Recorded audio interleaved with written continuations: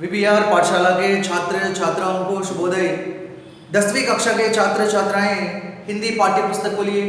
हिंदी पाठ्य पुस्तक में जो 5वां पाठ है, पाठ का नाम है लोकगीत। पाठ का नाम है लोकगीत। लोकगीत का अर्थ क्या है छात्र छात्राएं? लोकगीत मीन्स, लोकगीत को अंग्रेजी में फोक सॉन्ग्स कहते हैं। फोक सॉन्ग्स తెలుగు में, తెలుగులో ఏమంటారు? జానపద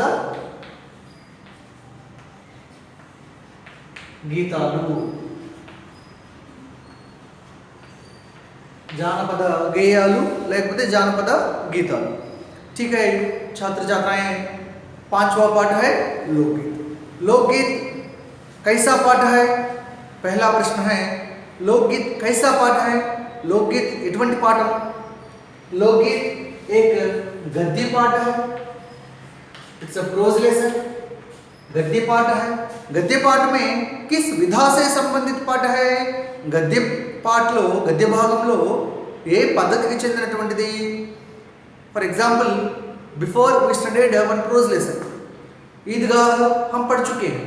ईदगाह ये गद्य पाठ है। गद्य पाठ में किस विधा से संबंधित पाठ है? गद्य भाग में कहानी विधा से संबंधित पाठ है। उसी प्रकार लोकगीत एक गद्य पाठ है। गद्य पाठ में निबंध विधा से संबंधित पाठ है। निबंध विधा गद्य భాగంలో విధా అనే టైప్స్ రకాలు ఉంటాయి। మరి ఏ మెథడ్స్ ఉంటాయి? ఏ పద్ధతుల్లో గద్య భాగం ఉంటుంది? కహాని, సంవాద్, ఏకాంకి, పత్రలేఖन, నిబంధ, इस प्रकार సాక్షాత్కార్, ఈ విధమైనటువంటి మెథడ్స్లో మనము రాస్తూ ఉంటాము। प्रस्तुत जो पाठ लोकगीत गद्य पाठ किस विधा से संबंधित पाठ है? निबंध विधा से संबंधित पाठ है। ठीक है छात्र छात्राएं, अब लोकगीत फोक सॉन्ग्स आपको मालूम है ना? జానపద గీతాలు మీరు వినే ఉంటారు। బాగా వెల్ నోన్ సాంగ్ మీకు తెలిసినటువంటి పాట బతుకమ్మ బతుకమ్మ ఉయ్యాలు, బంగారు బతుకమ్మ ఉయ్యాలు, అటువంటి పాటలు। రేలా రే రేలా రేలా రేలా రేలా రే రేలా రేలా రేలా, ఈ పాటలన్నీ వినే ఉంటారు। కోడల కోడల కొడుకు పెళ్ళమ్మ ఓయమ్మ, ఇటువంటి పాటలు, చాలా పాటలు, జానపద గీతాలు అందరినీ ఆకట్టుకునే విధమైనటువంటి పాటలు ఎన్నో ఉన్నాయి। ठीक है छात्र छात्राएं, लोकगीत गद्य पाठ में जो उन्मुखीकरण है, यहाँ देखिए उन्मुखीकरण है। मेहंदी है रचने वाली, हाथों में गहरी लाली, कहे सखिया अब कलियां हाथों में खिलने वाली हैं, तेरे मन को जीवन को नई खुशियां मिलने वाली हैं। जो उन्मुखीकरण में यह एक गीत है, ఇది ఒక పాట। देखिए, मेहंदी है रचने वाली, हाथों में गहरी लाली, कहे सखियां अब कलियां हाथों में खिलने वाली हैं, तेरे मन को जीवन को नई खुशियां मिलने वाली हैं।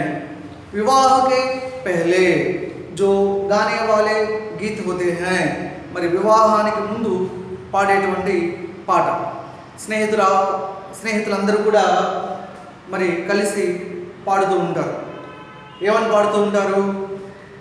मेहंदी है रचने वाली, हाथों में गहरी लाली, मेहंदी है रचने वाली, हाथों में गहरी लाली, कहे सखियां अब कलियां हाथों में खिलने वाली हैं, तेरे मन को जीवन को नई खुशियां मिलने वाली हैं। मेहंदी है रचने वाली, మెహందీ మరి వివాహానికి ముందుగా గోరింటాకు పెట్టుకుంటూ ఉంటారు కదా, that we call mehndi. You know that mehndi మానే గోరింటాకు, we call mehndi only cone. Mehndi హై రచనే వాలి, రచనే వాలి అంటే గోరింటాకు పండబోతూ ఉంది। ఎక్కడ? హాతో మే, హాత్ మానే క్యా హై, హాత్ మానే హ్యాండ్. మరి చేతులలో గోరింటాకు పండబోతుంది. ఏ విధంగా? గహరీ లాలి, లాలి లాలి మీన్స్ రెడ్నెస్. ఏ విధంగా పండబోతుంది? ఎర్రగా పండబోతుంది. అది కూడా గహరీ. గహరీ మానే యాక్చువల్ మీనింగ్ డెప్త్. గహరా అంటే డెప్త్, లోతుని మనం గహరా అంటాం. Here we take more. More means ఎక్కువ. మరి గోరింటాకు చేతుల్లో ఎర్రగా పండబోతూ ఉంది. కహే సఖియా అబ్ కలియా హాతో మే ఖిల్నే వాली हैं, तेरे मन को जीवन को नई खुशियां मिलने वाली हैं. कहे सखियां, सखी, सखी बहुवचन है सखियां. सखी माने कौन है? फ्रेंड है ना. మరి ఆడపిల్లల్లో ఫ్రెండ్స్ ఉంటారు కదా, వారిని మనం ఏమంటాము? సహేలి అంటాం. మిత్ర అన్నాం కదా, గర్ల్స్లో ఉండేటువంటి వారికి ఫ్రెండ్స్ని సహేలి అంటాము. బహువచన్ సహేలియా. అదే విధమైనటువంటి పర్యాయ పదం, సమానమైనటువంటి అర్థం ఇచ్చే పదం సఖీ, సఖియా. స్నేహితురాలు ఉంటారు కదా, మరి స్నేహితురాలందరూ కూడా కహే అంటున్నారట. ఏమని అంటున్నారు? अब कलियां हाथों में खिलने वाली है. कलियां, कली, कली, कलियां बहुवचन. కలి అంటే బర్డ్, మొగ్గ అంటాం కదా, మొగ్గలు ఉంటాయి కదా, పువ్వు కాకముందు మొగ్గ ఉంటుంది కదా, so that we call birds అంటాం కదా అంగ్రేజీలో. సో కలియా బహువచన. అబ్ కలియా హాతో మే ఖిల్నే వాली है. ఖిల్నా, ఖిల్నా అంటే ఏంటి? గ్రో, గ్రో వికసించుట. మరి చేతుల్లో మొగ్గలు వికసించిపోతూ ఉన్నాయి అని అంటే, వికసించబోతున్నాయి అని అంటే, అంటే చేతుల్లో ఏదైతే పెట్టుకున్నటువంటి గోరింటాకు చక్కగా పండబోతూ ఉంది అని అర్థం. ఓకే, మొగ్గ వికసించడము, పువ్వు అవడము అని అంటే ఇక్కడ పెట్టుకున్నటువంటి గోరింటాకు చక్కగా పండి ఎర్రగా కనిపిస్తూ ఉంటుంది అని అర్థం. तेरे मन को जीवन को नई खुशियां मिलने वाली हैं. तेरे मन को, నీ యొక్క మనసుకు. ఆ స్నేహితురాళ్ళందరూ కూడా వివాహానికి ముందు గోరింటాకు ఏదైతే పెడతారో ఆ విషయంలో అంటున్నారనమాట. తేరే మనకు, నీ మనసుకు, అది చూసిన వెంటనే నీ మనసుకు, జీవన్కు, మరి నీ జీవితానికి, లైఫ్కు నయి ఖుషియా మిల్నే వాली हैं. కొత్త కొత్త సంతోషాలు లభించనున్నాయి. ఖుషి, ఖుషియా ఏకవచన్ బహువచన్. నయి ఖుషియా, నయి మానే న్యూ. మరి కొత్త కొత్త సంతోషాలన్నీ కూడా నీకు లభించనున్నాయి. అవి చూడగానే చక్కటి సంతోషం కలుగుతుంది కదా, అటువంటి ఇండికేషన్లో చెప్తూ ఉన్నారు. మెహందీ హై రచనే వాली हाथों में गहरी लाली, कहे सखिया अब कलियां हाथों में खिलने वाली है, तेरे मन को जीवन को नई खुशियां मिलने वाली हैं. ठीक है छात्र छात्राएं, अब प्रश्न देखिए यहाँ. हाथों में क्या रचने वाली है? మరి చేతిలో ఏం పండబోతుంది? मेहंदी. क्या है? मेहंदी. इस तरह के गीतों को क्या कहा जाता है? ఈ రకమైన పాటలను మనం ఏమని పిలుస్తాము?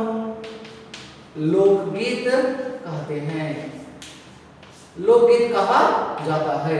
किन किन సందర్భం में लोकगीत गाए जाते हैं? మరి ఏ సందర్భాల్లో, ఏ అకేషన్స్ లో ఈ జానపద గీతాలు మనం పాడుతూ ఉంటాము? त्योहार, त्योहार के संदर्भ, उत्सव, उत्सव के संदर्भ, और जन्मदिन, जन्मदिन के संदर्भ, और विवाह, इन संदर्भों में हम लोकगीत गाते हैं. ठीक है छात्र छात्राएं, आप एक बार पाठ्य पुस्तक में जो उन्मुखीकरण है, यहाँ प्रश्न भी दिया गया है, एक बार उत्तर लिख लीजिए. पाठ का उद्देश्य देखिए.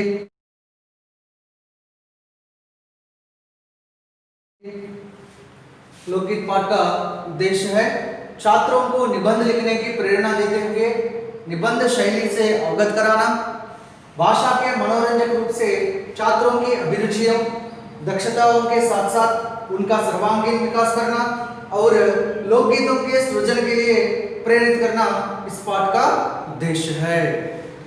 छात्रों को निबंध लिखने की प्रेरणा देते हुए మరి ఈద్గా గద్య పాఠంలో कहानी विधा से परिचित करना, कहानी शैली जो शैली है उसका परिचय देना उस पाठ का उद्देश्य है। यहाँ लोकगीत गद्य पाठ में निबंध पाठ है। మరి ఇక్కడ స్టూడెంట్స్ కి ఏది రాసే విషయంలో ప్రేరణ ఇస్తూ ఉన్నారు? ఇక్కడ छात्रों को निबंध लिखने की प्रेरणा देते हुए, निबंध लिखने की इंस्पायर और इंस्पिरेशन। మరి స్టూడెంట్స్ కి నిబంధ రాసే విషయంలో, నిబంధ అంటే ఎస్సే వ్యాసం, వ్యాసం రాసేటువంటి విషయంలో प्रेरणा देते हुए ఒక इंस्पिरेशन ఇస్తూ, ఒక ప్రేరణ ఇస్తూ निबंध शैली से अवगत कराना। మరి निबंध शैली, शैली माने क्या है? शैली माने मेथड, निबंध రాసేటువంటి పద్ధతి।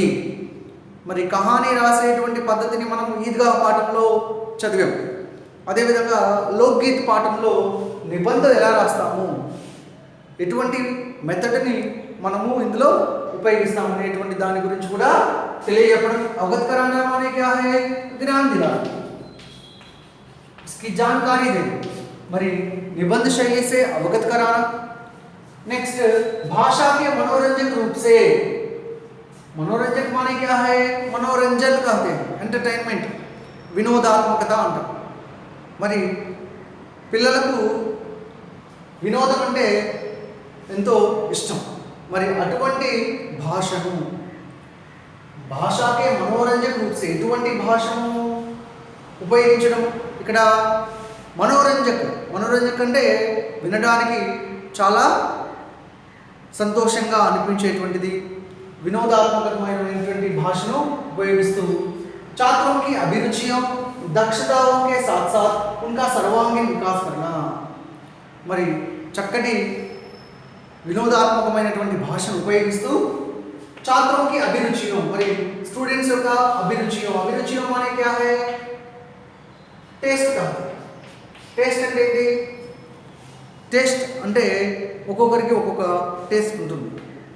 మరి బట్టలు కొనే విషయంలో, తినే విషయంలో, ఇవన్నీ కూడా ఒక్కొక్కరికి ఒక టేస్ట్ ఉంటుంది। అదేవిధంగా స్టూడెంట్స్ యొక్క టేస్ట్ తగ్గట్టుగా మరి ఈ విధమైనటువంటి భాష ఉండాలి।